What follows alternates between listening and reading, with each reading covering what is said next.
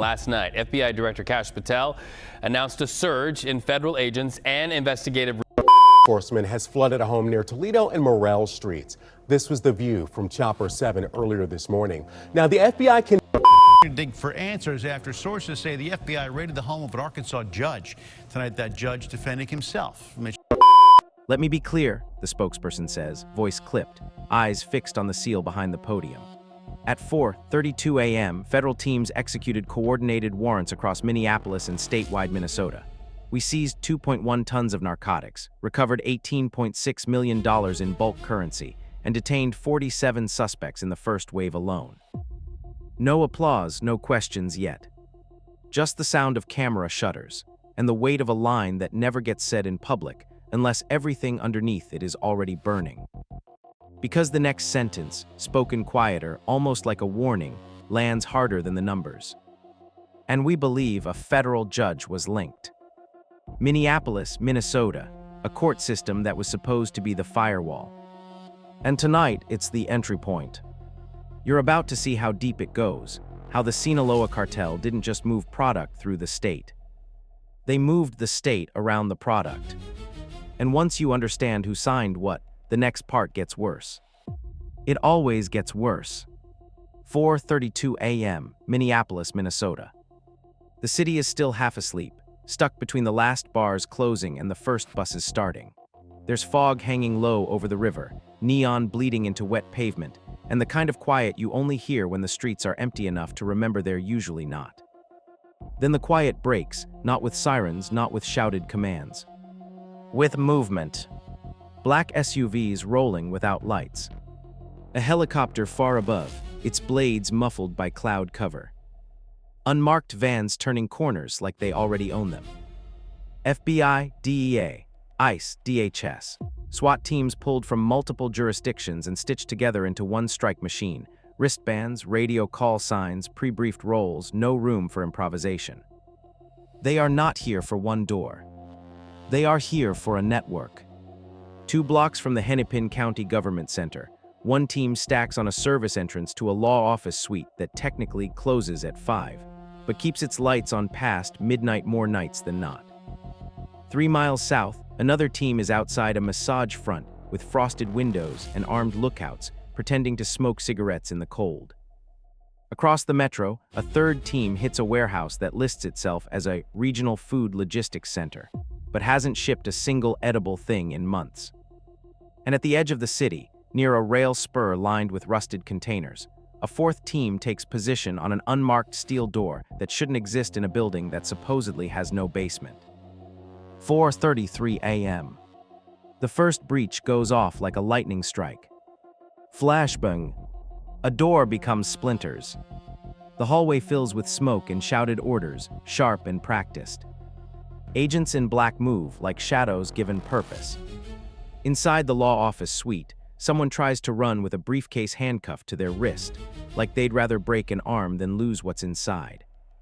In the massage front, a hidden back exit blows open, and 2 men sprint into the alley carrying duffel bags so heavy their shoulders tilt. A DEA agent tackles one hard enough to skid both of them through slush and gravel. The bag hits the ground, unzips, and the alley lights up with vacuum-sealed bricks like muted gold. At the warehouse, the rolling bay door is already halfway up when the first SWAT operator slides under it and rises on the other side with rifle up. There's a second of confusion, just long enough for a suspect to reach for a pistol taped under a workbench. He doesn't get to fire. A flash of red laser. A barked command. Then the cold click of cuffs. The night operation is surgical. It has to be. Because in Minneapolis, gunfire travels. And panic spreads faster than truth. 4:41 a.m. The first confirmed count comes over the radio in clipped phrases. 23 kilos cocaine confirmed. 7,000 fentanyl pills bagged and tagged. 4 presses active residue. 2 AR platforms, 1 suppressor, multiple mags. Then from a team on the north side. Found the stash wall. Repeat, found the stash wall. Drywall comes down in chunks. Behind it, more bricks, more bundles, more sealed plastic. A drug fortress hidden inside a place that sells itself as ordinary. But the big number doesn't show up in one dramatic pile. It shows up in dozens of rooms, dozens of hides, dozens of quiet little compartments where the Sinaloa cartel doesn't store product like criminals. They store it like accountants. By 5:08 a.m., the seizures start stacking into something that stops feeling like a raid and starts feeling like a war supply inventory. Methamphetamine packaged in uniform blocks. Heroin in dense, dark-wrapped bundles. Fentanyl pills, blue, stamped, identical, packed in sleeves like ammunition. Cocaine bricks so cleanly wrapped they look factory-made. And the money. Vacuum-sealed $100 stacks in grocery bags. Bulk cash in banker boxes labeled with fake case numbers. Receipts printed on court letterhead. And that's when an FBI Vidance technician, gloved hands steady, pulls a false bottom drawer out of a filing cabinet that should only hold motions and briefs, and finds a sealed steel box. Not a safe. A box. No markings, no logo, just a heavy latch and a serial number. They cut it open. Inside, encrypted hard drives. A thumb-sized hardware key. And a ledger handwritten, neat, dated. Names, times, case identifiers. And a short phrase repeated in the margin like a prayer. Override confirmed. At 5:19 a.m., the field supervisor looks at it and doesn't say what everyone is thinking. He doesn't have to, because the twist isn't that the cartel has money and drugs in Minneapolis. The twist is that someone in the system is giving them permission. And the system, right now, still doesn't know it's been exposed. 7:06 a.m., FBI Cyber Forensics Unit, St. Paul. Fluorescent lights, cold coffee, screens glowing with diagrams that look like nerve endings. Analysts slide the drives into isolated machines, air-gapped, shielded, monitored, because the first assumption is that the cartel is hiding information. It's that the information is booby-trapped. One wrong click, one wrong connection, one wrong network bridge. And suddenly, you've turned your own evidence room into an infection point. A young analyst runs the first pass, and the system spits back nothing but encrypted blocks. Another analyst tries again with a different method, still nothing. Then the hardware key is inserted. And like a lock turning, the drives open. Not into files, into architecture. A network map blooms across the screen, lines and nodes, color-coded routes, payment chains, communications hubs. A name appears at the top in clean, professional font. Project NORTHSDAR. And under it, a set of subfolders that read like an operating manual for a drug empire. Court shield protocols. Port and freight coordination. Migrant corridor management. Law enforcement calendar. That last one makes the room go quiet. Because nobody calls it that unless they're scheduling something. Raids, patrol shifts, traffic enforcement, border checks. Every place a convoy might get caught, turned into a place it won't. They follow the money next. Shell companies that sound harmless. A restaurant chain that always seems to be expanding. A nonprofit foundation that claims to support youth outreach. A logistics firm that contracts with the state. A consulting group that somehow lands work connected to courthouse infrastructure. Ghost corporations with registered agents in 3 states and mailboxes in 2 more. Offshore accounts that flare and vanish like signals. Transfers disguised as security upgrades, court technology modernization, community reintegration grants. Money that moves like water, always finding the path of least resistance. Then the signature appears. Not a name. A cryptographic authorization stamp. A digital key used to approve exceptions. Exceptions to bail recommendations. Exceptions to detention requests. Exceptions to evidence schedule deadlines. Exceptions to search warrant timing. Exceptions that on paper look like discretion. But in the network map, they look like control. The key is labeled with a harmless internal tag. J7 Auth. They trace it through a secure chain. Cross-check device fingerprints, metadata time zones, court login histories. And eventually, the analysts find what the cartel didn't bother to hide, because they never expected anyone to see it. A correspondence thread inside an encrypted container. A single message line. North Star holds if the bench holds. And attached to it, a scanned page bearing a stylized signature. A judge's signature. A federal judge. Not a name the public knows, because federal judges aren't supposed to be famous. They're supposed to be invisible. But in this file, the judge isn't invisible. He's central. The analysts send it upstairs. Supervisors read it, then read it again. And when the room finally exhales, someone says the line that changes the tone from scandal to threat. This is not corruption. Pause.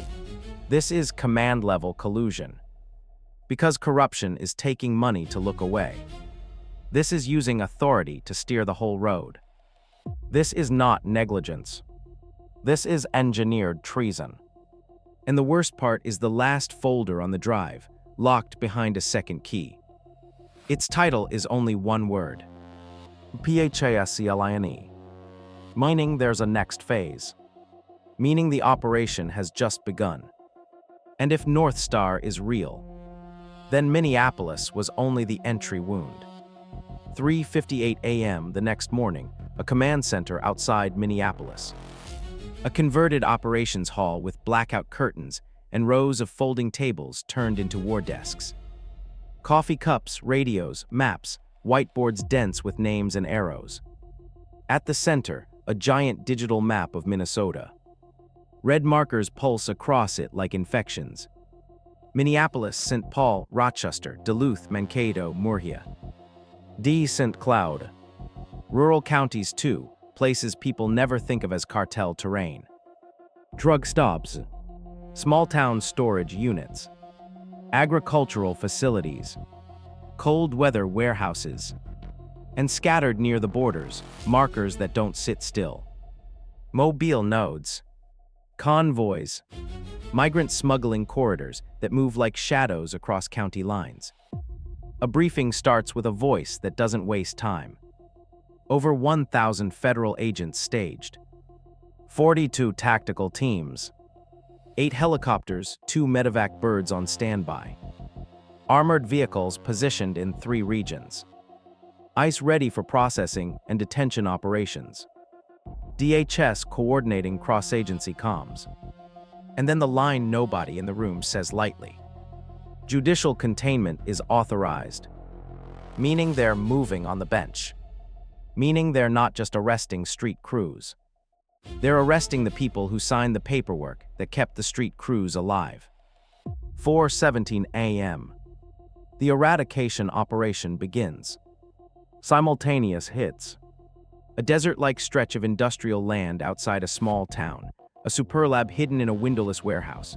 Inside, stainless steel tables, chemical drums, ventilators rigged with duct tape, masks, scales, presses, an assembly line for poison. A mansion in rich hills west of the metro, a drug fortress dressed up as luxury. Marble, wine cellar, security cameras embedded like jewelry, hidden rooms behind the library shelves. A tunnel entrance near a river-adjacent property line. Not the kind of tunnel people imagine from the border, but a Midwest adaptation. Storm infrastructure repurposed, access points disguised under utility hatches, routes leading to storage rooms and vehicle bays. A transit house, curtains always closed, multiple mattresses on the floor, passports in a shoebox, a ledger with names and dollar amounts. Human trafficking and migrant smuggling used as both profit and camouflage, bodies as cover for narcotics. A convoy is stopped on a rural highway, 2 semis, 1 escort pickup. State troopers make the initial stop like it's routine. Then federal agents emerge from unmarked vehicles behind them, rifles low but ready, badges visible, voices calm. No chase. No drama.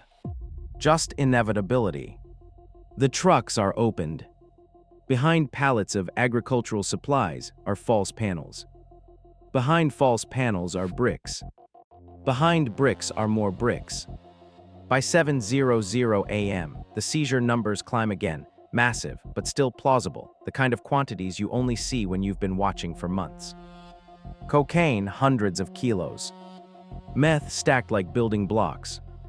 Heroin sealed and stamped. Fentanyl pills, counted in sleeves, tens of thousands at a time, with one tally that makes the room pause when it comes in. 2.1 million fentanyl pills recovered. It's a number that doesn't sound real until you remember what fentanyl does.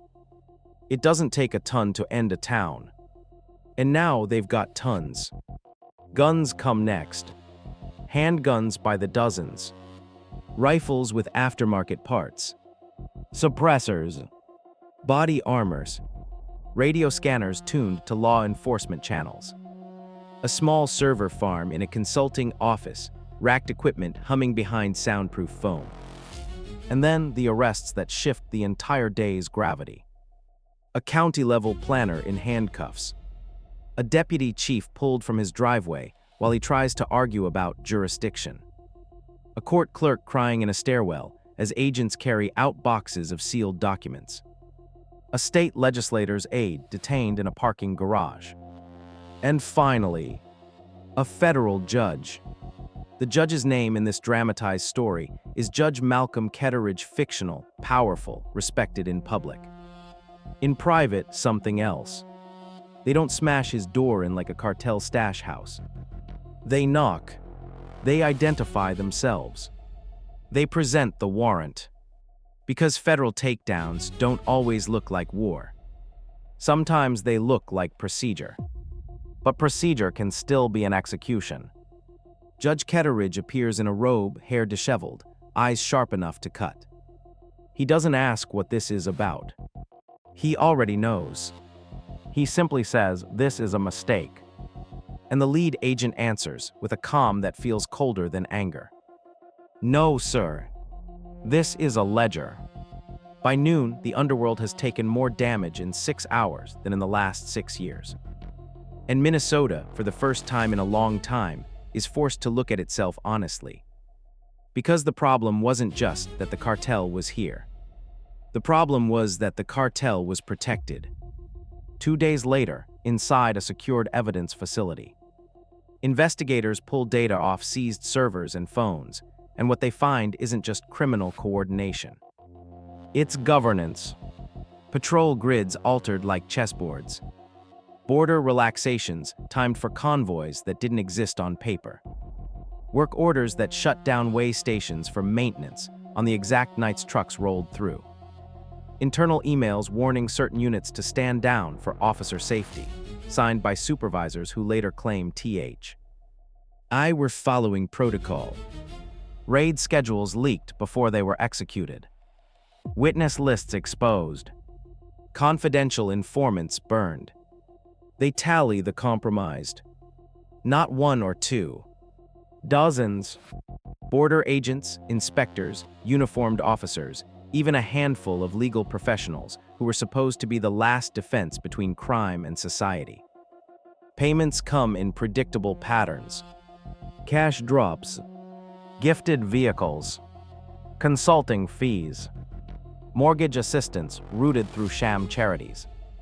And one phrase appears repeatedly in chat logs, the kind of casual line that makes your blood run colder because it's said like it's normal. The court's covered. The court's covered means traffickers walk. The court's covered means seizures get delayed until the stash moves. The court's covered means warrants get denied on technicalities no one else noticed. An honest officer, fictional Sergeant Alina Voss in this story, stares at the screen too long. She's been a cop long enough to know what streets do. But she believed the system upstairs was at least trying. Her voice cracks when she speaks, not from fear but from betrayal. I was risking my life, and they were selling the map. A federal agent doesn't comfort her with speeches. He just nods. Because there's no comfort in this. Only rebuilding. They arrest senior sergeants. They arrest planners. They arrest the quiet administrative people who never carried a gun but carried the schedule. And that's when the realization fully takes shape. This wasn't a few bad cops. This was a second system. A parallel enforcement structure. A shadow policy that made cartel movement feel like normal commerce and made honest policing feel like failure. And the message from the task force becomes blunt. The badge will be rebuilt. The system will be rebuilt. From the ground up. Then the map expands. Because Project North Star isn't only Minnesota. Minnesota is the hub. The crossroads. A place with ports, rail, highways, and enough distance from the border that people relax. Routes connect outward through trucking contractors with clean logos and dirty manifests. Agricultural shipments, grain, feed, produce, used as cover because nobody wants to slow down food supply chains. Port cities along the Great Lakes become quiet nodes. Shipping lanes, legal on the surface, carry containers with altered paperwork. A green energy grant program becomes a laundering channel, funneling public money into private contractors that also happen to own warehouses used by cartel logistics. The network could move tons of narcotics per week without triggering alarms, not because scanners don't work, but because the alarms were told not to ring. Manifests were edited before inspections. Random checks became predictable. Weigh stations closed. Inspections reassigned. And migrant smuggling routes weren't just side crimes. They were shields. When you hide narcotics inside a human crisis, you count on hesitation. You count on bureaucracy. You count on the fact that agencies will argue jurisdiction while your convoy keeps rolling. And then they open the last locked folder on the hard drive. PHASCLINE. Inside, a plan that is so ambitious it stops feeling like trafficking and starts feeling like conquest. A proposal to permanently embed cartel influence through legal infrastructure, appointments, contracts, public-private partnerships. A long-term strategy to turn Minnesota into a stable northern headquarters for Sinaloa operations in the U.S. interior. Not a temporary pipeline. A permanent base. A drug empire hub disguised as civic normalcy. A shadow government made of signatures and silence. And the chilling realization lands with a weight you can feel in your chest. The system wasn't merely infiltrated. It was being redesigned. For the cartel future. Now step back. Because this is the part that matters beyond the dramatization. Power doesn't always need open violence. Sometimes it only needs silence and ambition and paperwork signed in the right room. A judge doesn't have to carry a gun to be dangerous. A corrupt official doesn't have to meet a cartel member in a dark alley to become part of a drug empire. All it takes is one overridden detention order, one delayed warrant, one technical dismissal, one quiet favor that becomes a habit. And while that happens, fentanyl kills in minutes. Cocaine hollowed out neighborhoods for decades. Heroin turned pain into dependency. Meth turned people into ghosts. Families broke. Communities adapted to loss like it was weather. And every time someone said, "That's just how it is," the cartel heard something else. Permission. This fictional story is a warning about political infiltration and organized crime, about what happens when institutions become tools instead of barriers. If you're still watching, tap like so more people see this story. Comment expose if you want this kind of corruption doctor. Agged into the light, fictional here, but rooted in real-world fears that demand vigilance. And remember, this was a dramatized, fictional narration, not real news. But the lesson is real. When the bench bends, the streets break.